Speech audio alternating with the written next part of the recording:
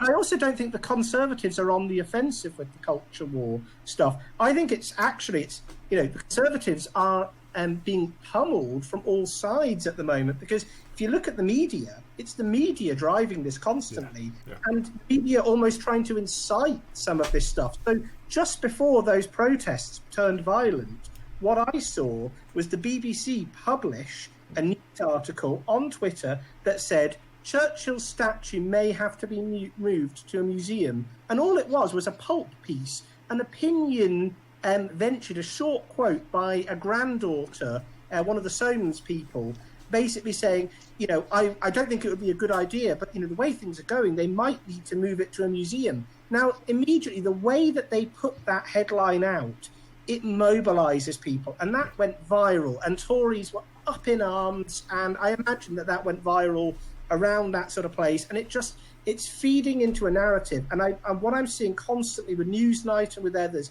is a framing of politics, editorialisation, and sort of framing things in a very divisive way. So the Conservatives can't really not have an opinion.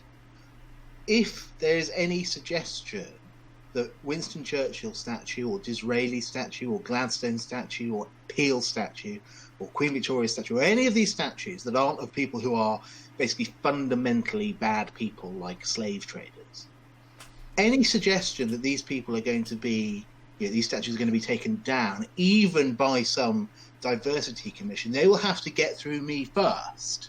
There's absolutely no way that I'm standing for that quietly, because I do care about the fabric of the history and the heritage of this country, and I'm not going to let it be erased by these sort of latter-day Khmer Rouge Year Zero cultural Marxists who believe they can sit in judgment on everyone in history because they're not sufficiently woke.